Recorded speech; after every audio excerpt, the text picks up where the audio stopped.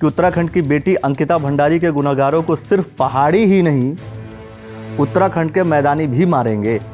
अगर तथ्य सही साबित होते हैं तो जय उत्तराखंड। बिल्कुल निश्चित तौर पर वे उत्तराखंड की बात हो रही है। अरे तो इसमें पहाड़ी और मैदानी मिलाने की जरूरत क्या थी आपको? अंकिता भंडारी जैसे हमारी बहन थी, ऐसा ही एक केस जो है पूजा नेगी केस पे हुआ था। पूजा नेगी उत्तरकाशी की बेटी थी। अवतार सिंह बिष्ट नाम के एक व्यक्ति ने उसकी हत्या कर दी, सेम उसी बैराज में हत्या करी। बेसिकली प्रॉब्लम क्या है उत्तराखंड के अंदर कि यहाँ पर जो बेटियों की आवाज भी है ना वो राजनीतिक फायदे के लिए उठाई जाती है। उन्होंने तो ये भी कहा था कि मूल निवास सबका होना चाहिए, प्लेन का हो चाहे पहाड़ी का, पहाड़ का हो, उसका भी समर्थन कर दीजिए आप। मैं बता रहा हूँ आपको, बेसिकली विनोद चमोली जी को संविधान की नॉलेज है नहीं। मूल निवास 1950 क्या है? मूल निवास 1950 भारत का मूल निवास है, ना कि किसी प्रदेश का। अगर मैं बात करूं, अगर मैं जानकारी की बात तो आपको लग रहा है उनको नॉलेज नहीं है? बिल्कुल नहीं है। भाजपा के प्रवक्ता है वो, विधानसभा के विधायक है वो। नहीं है नॉलेज। तो यूकेडी किस बात पे लड़ रही है फिर? इन्हें मूल निवास की जानकारी नहीं है। यूकेडी आशीष नेगी को भी नहीं पता उन्हें मूल निवास क्या है। चाहे वो विनोद चमोली हो चाहे आशीष नेगी हो, ये उत्तराखंड के युवाओं के सबसे बड़े दुश्मन है। कुछ एक बड़ा नाम ले लेता हूँ मैं, बताओ।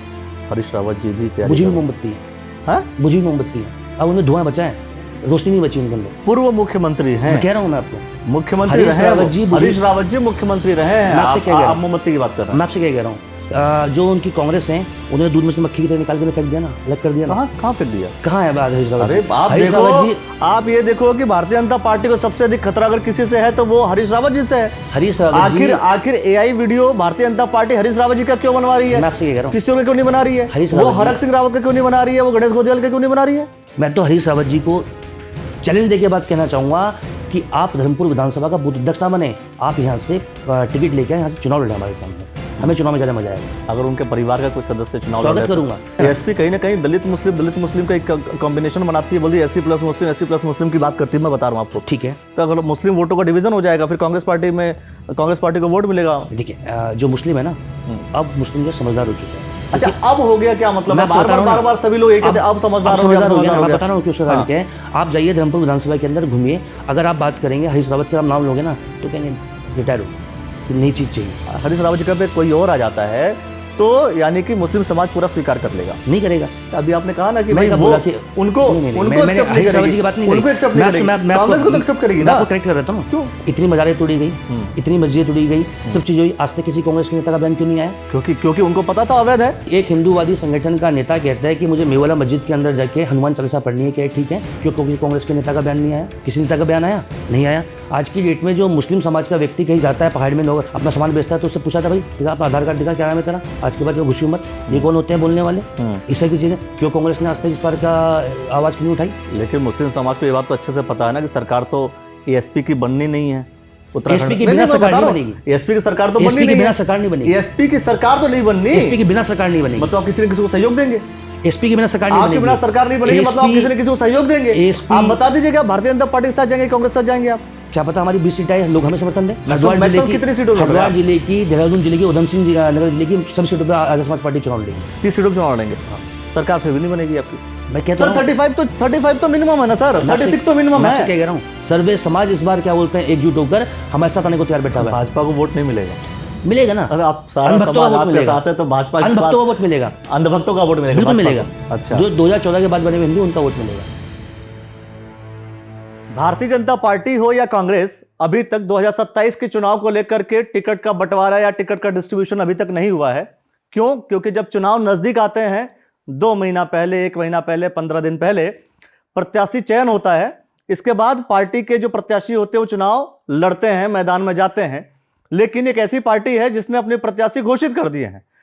अब वो घोषणा कब तक बनी रहती है कि नहीं बनी रहती है, देखो ये मुझे पता नहीं।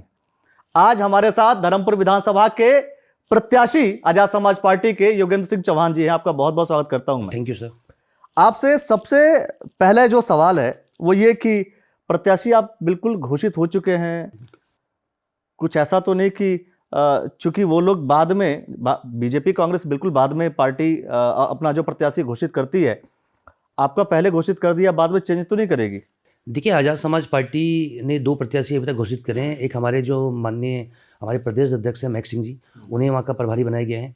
दूसरा धर्मपुर विधानसभा से जो माननीय हमारे राष्ट्रीय अध्यक्ष चंद्रशेखर आजाद जी, उनके द्वारा हमें इस विधानसभा का प्रत्याशी घोषित कर दिया गया है।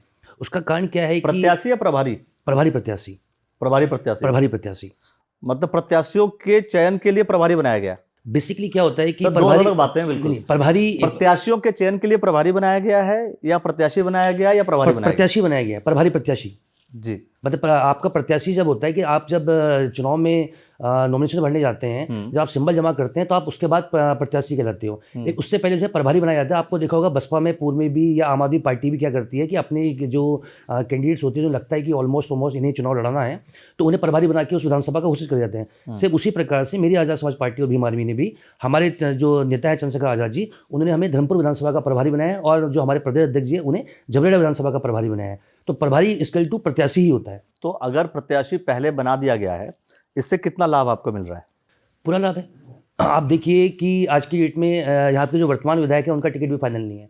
ऐसी गलियारों में खबर है कि वो हो सकता है कि उनका भी टिकट जो है कट जाए। जो सत्ता पक्ष का है, चुनाव जीता हुआ है, आप उसके टिकट काटने की बात कर रहे हैं? देखिए भारतीय जनता पार्टी चुनाव तो वही लड़ेंगे फिर। पूर्व में भी तो भारतीय जनता पार्टी ने टिकट काटे हैं। भारतीय जनता पार्टी तो अपने क्या बोलते हैं पूर्व मुख्यमंत्री का टिकट काट दिया लोकसभा में। आपने देखा नहीं, हरिद्वार लोकसभा में निशंक जी का टिकट कटा है। आप देखिएगा पौड़ी से जो उनके पूर्व मुख्यमंत्री थे लोकसभा में, उनका टिकट कटा है। तो भारतीय जनता पार्टी कुछ भी कर सकती है, मैं आपको बता दूं। और एएसपी क्या कर सकती है? एएसपी तो कुछ कर सकती है, वो भी तो कुछ भी कर सकती है। आपने तो कहा चंद्रशेखर आजाद जो है बड़ा काम करते हैं। आज भी देखिए कि किसी भी अगर मैं बात करूं, लोग कहते हैं कि वो दलितों की बात करते हैं, मुसलमानों की बात करते हैं। आजाद समाज पार्टी के जो हमारे नेता चंद्रशेखर आजाद है वह सर्वे समाज की बात करते हैं। बलिया की बेटी प्रिया चौहान, उसका सब लटकावा मिला था वहाँ पर बलिया के अंदर, उसकी आवाज़ संसद में किसने उठाई? चंद्रशेखर आज़ाद ने उठाई। यहाँ के वकील, उत्तराखंड के वकील लगातार 1-1.5 महीने से सड़कों पर धरने में बैठे हुए थे। यहाँ के 5 सांसद हैं, किसी ने उनकी आवाज़ संसद के अंदर नहीं उठाई। अगर यहाँ के वकीलों की आवाज़ संसद के अंदर उठाने का काम किया है तो हमारे राष्ट्रीय अध्यक्ष निगरान सांसद चंद्रशेखर बांग्लादेश में एक दलित युवक के साथ जिस तरीके से उसको जला दिया गया, मार दिया गया, उसके लिए आवाज़ उठाई? आप उनका एक्स चेक कीजिए। सबसे पहला ट्वीट आप चेक कीजिए ना, मैं बताता हूँ। सबसे पहला ट्वीट हमारे जो नेता आदरणीय चंद्रशेखर आज़ाद जी ने उसके लिए उन्होंने ट्वीट करा है। यहाँ तक कि उन्होंने इस पे यानी पे बाइट दी है इसके लिए। उठाइए ना, किसने मना करा? आप देखिए, आप क्या कहेंगे उस विषय में?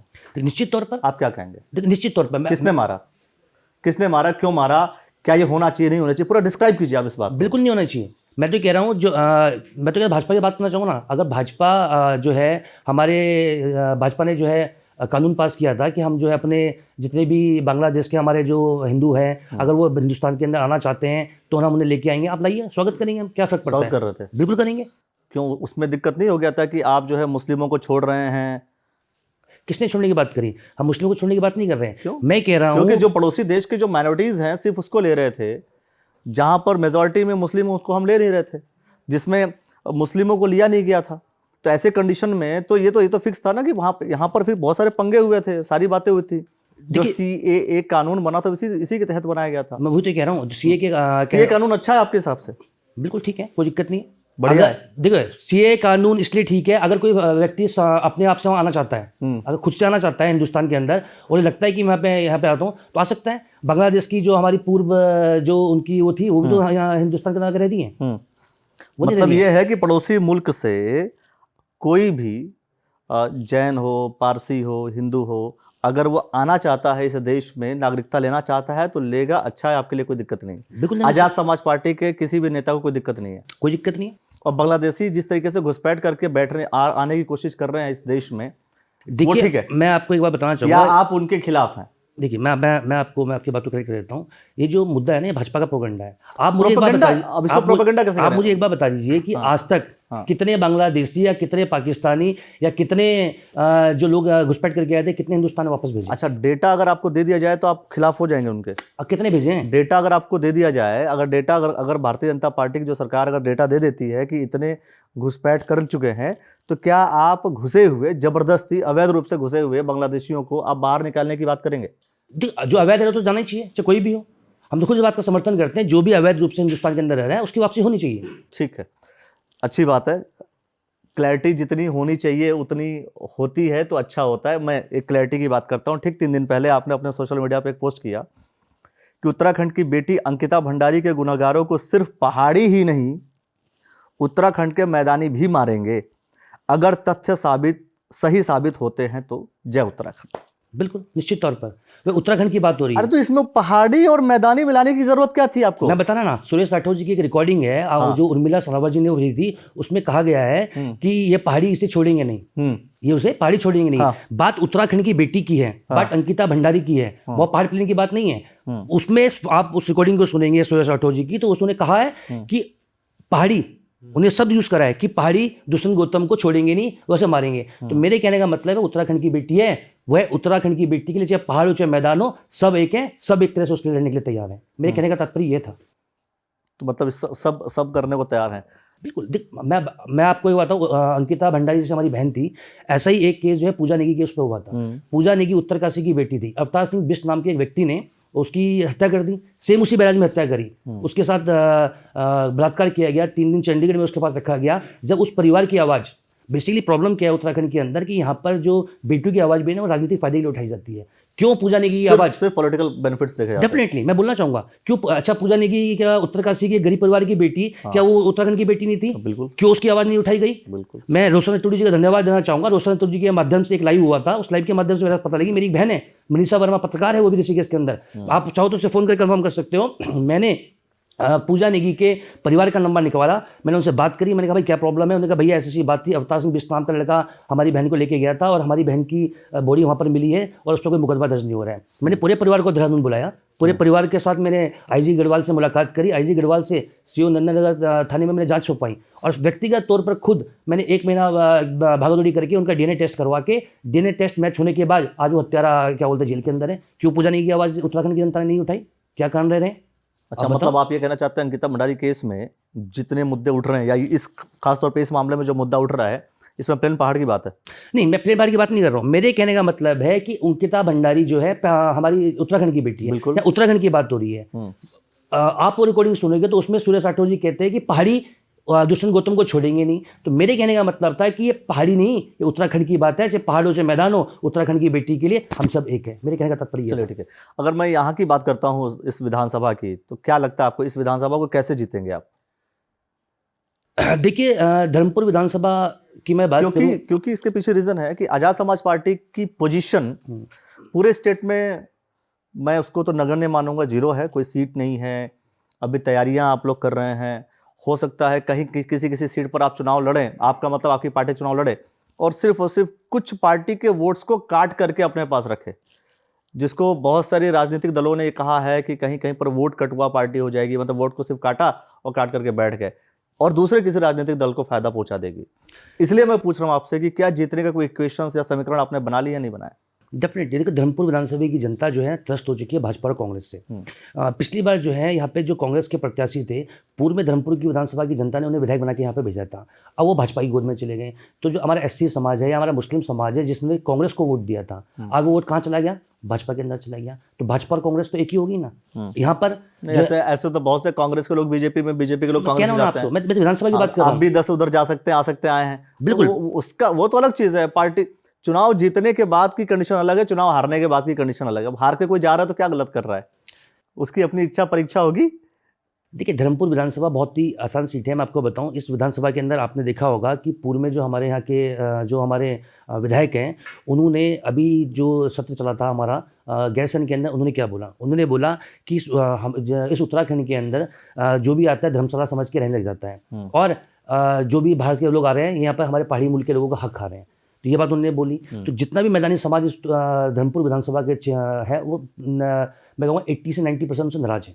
वो उनकी तरफ जा जरूर रहा है क्योंकि उनके काम है, सड़क बननी है, नाली बननी है, फोटो खिंचाने जरूर आ रहा है, लेकिन 80 से 90% जो मैदानी मूल का समाज इस विधानसभा के अंदर रहता है वो विनोद चुमोली से नाराज है। बात करें हम कांग्रेस की, उन्होंने तो ये भी कहा था कि मूल निवास सबका होना चाहिए, प्लेन का हो चाहे पहाड़ का हो। बेसिकली ये भी उसका भी समर्थन कर दीजिए आप। मैं बता रहा हूँ आपको, बेसिकली विनोद चुमोली जी को संविधान की नॉलेज है ही नहीं। मूल निवास 1950 क्या है? मूल निवास 1950 भारत का मूल निवास है, ना कि किसी प्रदेश का। अगर मैं बात करूं, अगर मैं जानकारी की बात, मतलब आपको लग रहा है उनको नॉलेज नहीं है? बिल्कुल नहीं है। भाजपा के प्रवक्ता हैं वो, विधानसभा के नहीं विधायक है है वो। नहीं है नॉलेज। मूल निवास 1950 क्या है, आप उनसे पूछिएगा मूल निवास 1950 क्या है। मूल निवास 1950 की बात की ना मैं, मूल निवास 1950 भारत का मूल निवास है। जब देश के अंदर संविधान लागू हुआ तो कश्मीर से लेकर कन्याकुमारी तक भारत की सीमाओं में रहने वाला प्रत्येक व्यक्ति भारत का मूल निवासी, ना कि किसी स्टेट का। अभी भारत संघ वर्सेस प्रदीप जैन का केस था ना, सुप्रीम कोर्ट की गाइडलाइन मैं आपको वो दे दूंगा लाके। क्यों? तो यूकेडी किस बात पे लड़ रही है फिर? यूकेडी जो कह रही है साफ साफ कि मूल निवास लागू करो। अनुच्छेद 5 के अंतर्गत साफ साफ वर्णित है कि मूल निवास क्या है। इन्हें मूल निवास की जानकारी नहीं है। यूकेडी आशीष ने क्यों भी नहीं पता उन्हें मूल निवास क्या है। आप मूल निवास की बात क्यों, मैं आपसे क्या कह रहा हूं, बेसिकली क्या है, आप संविधान पढ़ो। देखो हम तो संविधान को मानने वाली पार्टी हैं, हमने संविधान के तहत करते हैं। मूल निवास 1950 भारत का मूल निवास है, ना कि किसी स्टेट का। मैं आपको उत्तराखंड की बात करूं तो नेहा सैनी वर्सेस क्या बोलते हैं केस हाईकोर्ट को चला था, और तत्कालीन सरकार को हाईकोर्ट के द्वारा फटकार लगी है कि 2 प्रकार के मूल निवास, आप वो स्थायी निवास प्रमाण की बात करें, मूल निवास की बात ना करें। जो आप चला रहे हो इससे क्या होता है, उत्तराखंड की एकता अखंडता को खतरा है, तो तत्काल हाईकोर्ट ने इनके उस पर रोक लगाने का काम किया था। ये मूल निवास है इनका। तो मूल निवास क्या है? तो भारत का मूल निवास। विनोद चमोली जी जो कह रहे हैं वो गलत कह रहे हैं। बिल्कुल कह रहे हैं। आप मुझे एक बात बता दीजिए ना कि उत्तराखंड के, मैं आपको बताऊं, जो भी ये व्यक्ति इस प्रकार की बात करते हैं, चाहे वो विनोद चमोली हो चाहे आशीष नेगी हो, ये उत्तराखंड के युवाओं के सबसे बड़े दुश्मन हैं। हमारे उत्तराखंड के लाखों युवा दिल्ली के अंदर, यूपी के अंदर, पंजाब के अंदर, हरियाणा के अंदर, अलग अलग स्टेटों के अंदर ये काम करते हैं, क्योंकि हमारे उत्तराखंड के युवाओं के अंदर टैलेंट है वहाँ पर काम करने का। लेकिन आप ये बताइए, जिस प्रकार से भारी शब्द मेयर सैयद थपलाल ने क्या बोला, आपको याद होगा, जब वो वोट लेने गए तो भैया भाजपा के नाम पे हमें वोट दे दो, जय श्री राम, सब कुछ बोल के चुनाव जीत गए। तो यहाँ पे क्या होता है, एक मंडी लगती है, मतलब जिसे हम हाट कहते हैं, तो हाट लगती है, तो उस हाट में कुछ पार्षदों ने निकल रहे कि भैया इनसे जाम लगता है, ये करता है, वो करता है, कि इसको जो बंद कर दिया जाए। तो सौरभ थपलियाल जी ने क्या बोला कि जितने भी लोग यहाँ पे हाट लगाने आ रहे हैं वो भारी है। अरे भारी कौन है? बांग्लादेश से आया, पाकिस्तान से आया, कहाँ से आया है? तो हिंदुस्तान का ना। और आसपास के उत्तर प्रदेश के लोग ही रहते हैं यहाँ पर। मैं आपको बताऊँ, मेरठ हो, मुजफ्फरनगर हो, बिजनौर हो या सहारनपुर हो, यही आसपास के लोग जो हैं उत्तराखंड के अंदर, देहरादून के अंदर काम करने आते हैं। ये लोग कौन है? हमारे अपने लोग हैं। उत्तर प्रदेश भी तो पहले उत्तराखंड का ही पार्ट रहा है, तो उत्तराखंड उत्तर प्रदेश का पार्ट रहा है, दोनों एक ही है। और मेरे कहने का मतलब, अगर आप मूल्य उसकी बात करते हो, स्थायी निवास प्रमाण पत्र की बात करते हो, तो उत्तर प्रदेश के जितने लोग, आपको स्थायी निवास देना चाहिए, उन्हें भी इसलिए देना चाहिए कि जब उत्तराखंड बना, माली एक दिन पहले तो आप उत्तर प्रदेश में थे, अगले दिन आप उत्तराखंड में हो गए, तो उन बेचारों की क्या गलती है? तो ये एक पूरा मैटर है। बात करूँ मैं कांग्रेस की, तो आप जाके देख लीजिए 26-27 लोग कांग्रेस के चुनाव लड़ रहे हैं यहाँ पर। लास्ट के 15 दिन में उनका टिकट होगा, तब तक तो मैदान साफ हो चुका। एक बड़ा नाम ले लेता हूँ मैं, बताओ। हरीश रावत जी भी तैयारी बुझी हुई मोमबत्ती है। हाँ, बुझी हुई मोमबत्ती है, अब उनमें धुआं बचा है, रोशनी नहीं बची उनके अंदर। पूर्व मुख्यमंत्री हैं, कह रहा हूं मैं आपको, मुख्यमंत्री रहे हरीश रावत जी मुख्यमंत्री रहे हैं। आप मोमबत्ती की बात कर रहे हैं। मैं आपसे क्या कह रहा हूँ, जो उनकी कांग्रेस है, उन्हें दूध में से मक्खी की तरह निकाल कर फेंक दिया ना, अलग कर दिया ना। कहाँ फेंक दिया? कहाँ है हरीश रावत? अरे आप ये देखो कि भारतीय जनता पार्टी को सबसे अधिक खतरा अगर किसी से है तो वो हरीश रावत जी से है। हरीश रावत आखिर AI video Bharatiya Janata party Harish Rawat ji का क्यों बनवा रही है? मैं आपसे कह रहा हूँ, किसी और का क्यों नहीं बना रही है? वो हरक सिंह रावत का क्यों नहीं बना रही है? वो गणेश गोदियाल का क्यों नहीं बना रही है? हरीश रावत जी, जो उनकी राजनीतिक पारी थी वो समाप्त हो चुकी है। मुझे लगता है अगर राजनीतिक पारी समाप्त हो गई होती तो भारतीय जनता पार्टी को खतरा हरक सिंह रावत से होता, भारतीय जनता पार्टी को खतरा गणेश गोदियाल से होता, करण मारा से होता, प्रीतम सिंह से होता, यशपाल आर्य से होता। लेकिन भारतीय जनता पार्टी को खतरा तो हरीश रावत जी से भी लग रहा है। तभी तो भारतीय जनता पार्टी हरीश रावत जी के एआई वीडियो बना रही है। एआई वीडियो उनकी इसलिए बनाई है कि वो पूर्व मुख्यमंत्री है। अगर ये मुख्यमंत्री हरक सिंह रावत जी या गोडियाल जी रहे होते तो उनकी वीडियो नहीं रहती। मैं आपसे कह रहा हूँ, आप देखिए, तो वो तो अभी हरीश रावत जी साफ तौर पर ये भी कह रहे हैं कि भाई अभी भी वो समझते, भारतीय जनता पार्टी समझती है मेरे अंदर जान है तो मैं लड़ूंगा। देखिए, हरीश रावत जी ने अभी अपने प्रदेश से क्या बोला कि मुझे धर्मपुर विधानसभा का बूथ अध्यक्ष बना दो। हाँ, मैं तो हरीश रावत जी को चैलेंज देके बात कहना चाहूंगा कि आप धर्मपुर विधानसभा का बूथ अध्यक्ष ना बने, आप यहाँ से टिकट लेकर यहाँ से चुनाव लड़े हमारे सामने, हमें चुनाव में ज्यादा मजा आएगा। अगर उनके परिवार का कोई सदस्य चुनाव स्वागत करूंगा, तो कोई दिक्कत नहीं, स्वागत करूंगा। तो फिर आपका जो वोटों का इक्वेशन बिगड़ नहीं जाएगा? कुछ नहीं बिगड़ेगा। क्यों नहीं बिगड़ेगा? एसपी कहीं ना कहीं दलित मुस्लिम का एक कॉम्बिनेशन बनाती है, बोलती है एससी प्लस मुस्लिम की बात करती है। मैं बता रहा हूँ आपको, ठीक है, अधिकतर अगर आप पूरे सिनेरियो को देखेंगे तो अगर मुस्लिम वोटों का डिवीजन हो जाएगा फिर कांग्रेस पार्टी को वोट मिलेगा। देखिए, जब और कहीं ना कहीं यही बात कांग्रेस भी करती है कि भाई एससी प्लस मुस्लिम।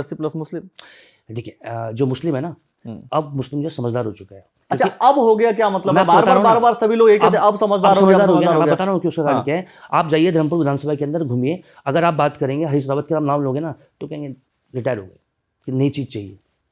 अच्छा, ठीक है, डन हो गई बात। आप कह रहे हैं कि अगर उनको टिकट होता है तो नई चीज चाहिए, उनकी जगह पे कोई और आ जाता है तो एक्सेप्ट कर लेगी, यानी बोले एक्सेप्ट कर लेंगे, यानी एक्सेप्ट कर हरीश रावत की बात करी, नहीं, मैं कह रहा हूं कोई भी आ जाए, मैं कह रहा मैं कह रहा हूं हरीश रावत जी मान लीजिए नहीं लड़ते हैं, हरीश रावत जी पे कोई और आ जाता है तो यानी कि मुस्लिम समाज पूरा स्वीकार कर लेगा, नहीं करेगा। अभी आपने कहा ना कि मैं भाई वो उनको मैंने हरीश रावत जी की बात नहीं उनको एक्सेप्ट नहीं करेगी, कांग्रेस को तो एक्सेप्ट करेगी ना। आपको करेक्ट कर रहा हूं, क्यों मुस्लिम जो है इस बार कांग्रेस अलग हो चुका है, क्योंकि हमेशा मुस्लिम समाज को समझ में आ गया है कि कांग्रेस ने हमेशा चुनाव के टाइम पे मुस्लिम को याद करा है। एक बार बताइए आप, मैं आपको बहुत दूंगा, इतनी मजारें तोड़ी गई, इतनी मस्जिदें तोड़ी गई, सब चीजें हुई, आज तक किसी कांग्रेस के नेता का बयान क्यों नहीं आया? क्योंकि उनको पता था अवैध है। नहीं अब सुनिए धामी जी ने साफ तौर पर कहा कि जो अवैध है, ठीक है, मस्जिद हो, मजार हो, कुछ भी हो, उसको तोड़ा जाएगा, ठीक है। और जो आपने थोड़ी देर पहले ये भी कहा कि जब अवैध घुसपैठिए आएंगे तो अवैध है तो हटाओ, ठीक है, हटाओ। तो अवैध जो भी चीज इसको तोड़ा जा रहा है, एक हिंदूवादी संगठन का नेता कहता है कि मुझे मेवाला मस्जिद के अंदर जाके हनुमान चालीसा पढ़नी है, क्या ठीक है? क्योंकि कांग्रेस के नेता का बयान नहीं आया, किसी नेता का बयान आया? नहीं आया। आज की डेट में जो मुस्लिम समाज का व्यक्ति कहीं जाता है पहाड़ में अपना सामान बेचने, या किसी हमारा जो हिंदू क्षेत्र वहाँ पे जाके अपना सामान बेचता है तो उससे पूछा था, भाई देखा अपना आधार कार्ड दिखा, क्या नाम है तेरा, आज के बाद तो घुसी मत, ये कौन होते हैं बोलने वाले, इस तरह की चीज़ें। क्यों कांग्रेस ने आज तक इस पर का आवाज़ क्यों नहीं उठाई?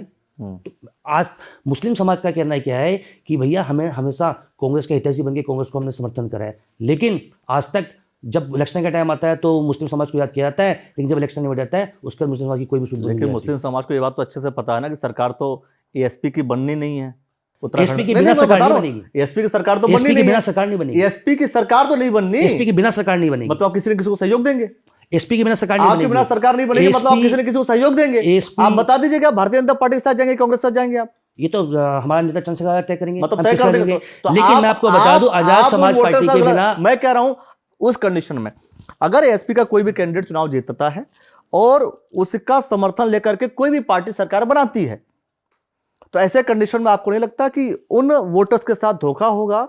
उन वोटर्स के साथ धोखा होगा कि अगर उसको वोट देना होता तो डायरेक्ट कांग्रेस को दे देती, उसको वोट देना हो सीधा भाजपा को दे देती। आप जो है चुनाव जीतेंगे भाजपा कांग्रेस के साथ चले जाएंगे। नहीं जाएंगे ना, किसने बोला भाजपा? आपने बोला ना किसी के साथ, मैंने भाजपा के साथ नहीं जाएंगे, किसी के साथ जो आएंगे ना, मैंने बोला भाजपा के साथ नहीं जाएंगे, कांग्रेस के साथ जाएंगे। मैं किसी दल का नाम नहीं लिया, मैंने किसी दल का नाम नहीं लिया, मैं दल का नाम नहीं लिया, कहता हूं। आप बताइए सरकार किसकी? मैंने आपसे बोला सरकार किसकी बनेगी? क्या पता हमारी 20 सीटें लोग हमें समर्थन दें। आप लड़ कितने सीट पर हैं? हम मैक्सिमम सीटों पे ले लेंगे। कितनी सीटों? हरिद्वार जिले की, देहरादून जिले की, उधम सिंह नगर जिले की सब सीटों पे आजाद समाज पार्टी चुनाव लड़ेगी। 30 सीटों पे चुनाव लड़ेंगे। हाँ, सरकार फिर भी नहीं बनेगी आपकी। मैं कहता हूं सर 35 तो मिनिमम है ना सर, 36 तो मिनिमम है। मैं क्या कह रहा हूं, हम किसी के पास क्यों जाएंगे? क्या पता कोई हमारे पास है सरकार बनाने के लिए, कि आप आ जाओ सरकार बना लो। पहले आपने बोला था जाने की बात नहीं, मैंने यही बोला था, मैंने बोला था आजाद समाज पार्टी के बिना सरकार नहीं बनेगी। मैंने तो आपके बिना सरकार नहीं बनेगी, आप सहयोग देंगे, सहयोगी दल होंगे आप। हम क्यों सहयोग दल होंगे? क्या पता हम सहयोग ले ले किसी से, ये भी तो सकता है। क्या पता कांग्रेस हमारे पीछे आ जाके बोले कि भैया सरकार बना लो, हमारी 2-4 मंत्री बना देना, ये तो सकता है। जैसे किसी फ्लोर पे जाना होता है तो सीढ़ी बनी होती है, पहले एक सीढ़ी पे, फिर दूसरी सीढ़ी पे, तीसरी, चौथी, ऐसे ऐसे पैदान होते हैं। तो डायरेक्ट कोई छत पे नहीं जाता सर। देखिए मैंने आपको एक बात, तो क्या है अभी कोई भी सीट एएसपी ने जीती नहीं है, डायरेक्ट आप कह रहे हैं हम 30 सीट जीत जाएंगे, 36 के तो संभावना ही नहीं, क्योंकि 30 पे ही लड़ेंगे आप। देखो 30-35 सीटों हम चुनाव लड़ेंगे, मैदान की जितनी सीटें हम चुनाव लड़ेंगे, चुनाव लड़ने जा रहे हैं। और मैं आपको एक बात बहुत क्लियर कर दूं, जब हमारे नेता चंद्रशेखर आजाद नगीना चुनाव लड़ने गए तो बोला गया कि 3 नंबर की या 4 नंबर की लड़ाई भाई, किसी को नहीं पता। मेरे खुद भी, मेरे एक बड़े भाई हैं, मैं नाम नहीं लेना चाहूँगा उनका, उनसे मेरी इस मुद्दे पर डिबेट हुई कि तुम वहाँ जा रहे हो, मैं 15-20 दिन वहाँ चुनाव में था, कि 15-20 दिन तुम वहाँ जा रहे हो तो अपना समय खराब करने जा रहे हो कि तुम 4थे नंबर पर आ रहे हो। मैंने कहा भैया हम चुनाव जीत रहे हैं। तो इनफैक्ट मेरा एक दोस्त है, मैं आपको तो मैं आपसे फ़ोन में लगा पूछता हूँ, उसने मेरी शर्त लगाई, मतलब वो महिंद्रा में है, मतलब वो करता है, कह रहा योगेंद्र भाई अगर वहाँ से चंद्रशेखर आजाद चुनाव जीत गया तो अगली बार आपकी गाड़ी की सर्विस फ्री करूँगा। आप उसे फ़ोन करके पूछो, उसने मेरी गाड़ी की सर्विस फ्री करी है। तो चंद्रशेखर आजाद वो नाम है इस देश का, वो कुछ भी कर सकता है।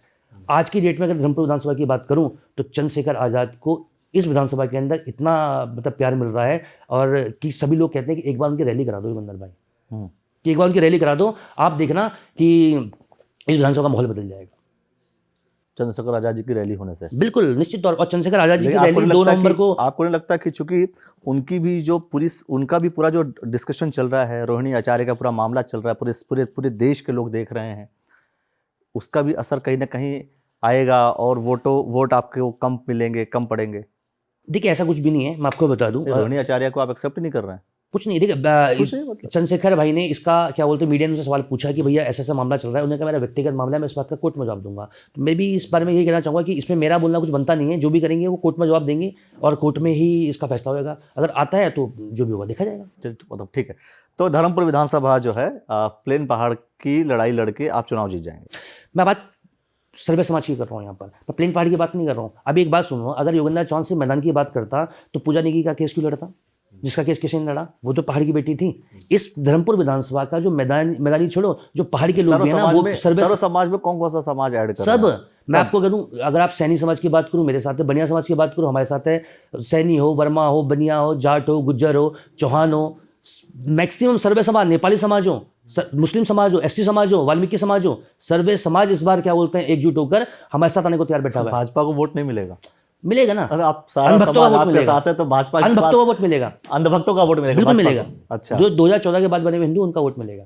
अच्छा, बाकी सब इस बार जो है लोगों को समझ में आ गया है कि विनोद चमोली जी सिर्फ और सिर्फ पहाड़ प्लेन की खाई आपने यहाँ पे विधानसभा के अंदर खुदी है। आपने इसमें मैदानी लोगों को यहाँ पर भारी करने का काम करा है। मैदानी लोगों को आपने यहाँ पर कहा है कि धर्मशाला समझ के आके यहाँ पर रह लेते हैं और क्या बोलते हैं मेरा हक खाते हैं, ये उन्होंने बोला। ये बात मैं अगर अभी आपके कैमरे के सामने नाम नहीं लेना चाहूँगा, मेरे खुद पहाड़ी भाई हैं 2-5 जो मुझे कहते हैं योगेंद्र भाई आपकी लड़ाई बिल्कुल ठीक है, आप सही और गलत की बात करते हो। मैंने कहा ठीक है, जो गलत हो उसे गलत कहूँगा भाई, जो सही हो सही की बात कहूँगा। अगर आप मुझे कहते हो योगेंद्र चौहान मैदान की बात करते हैं, मैं पूजा नेगी की बात क्यों करूँगा, मैं अंकिता भंडारी की बात क्यों करूँगा? दोनों हमारी उत्तराखंड की बेटी हैं, हमारी उत्तराखंड की बहन है। अपनी उत्तराखंड की बेटी, अपनी उत्तराखंड की बहन के लिए सब पूरा उत्तराखंड एक है। चलिए, अब ये देखना होगा कि वास्तव में क्या होता है, क्योंकि यहाँ का जो डिस्कशन है वो आप जो सुन रहे हैं, जो आप समझ रहे हैं, वो आप समझने के बाद कमेंट सेक्शन में प्रतिक्रिया जरूर दे दीजिए। ऐसे तमाम विषय होंगे जिसे लेकर के हम बात करेंगे। आपको क्या लगता है, जब सारा समाज आज़ाद समाज पार्टी के साथ होगा तो बीजेपी और कांग्रेस के जो लीडर्स होंगे वो क्या करेंगे? कहीं कहीं घास पड़ा होगा। इनका ऐसा कहना है कि क्या करेंगे भाई, सवाल यही है। आपके हिसाब से क्या कुछ लगता है वो आप हमें कमेंट सेक्शन में ज़रूर बताइए। ऐसे तमाम विषयों को लेकर के हम इससे चर्चा करते रहेंगे और आप देखते रहिएगा द न्यूज़ वाला नेटवर्क। बहुत बहुत शुक्रिया, बहुत बहुत धन्यवाद। धन्यवाद आपका। Thank you.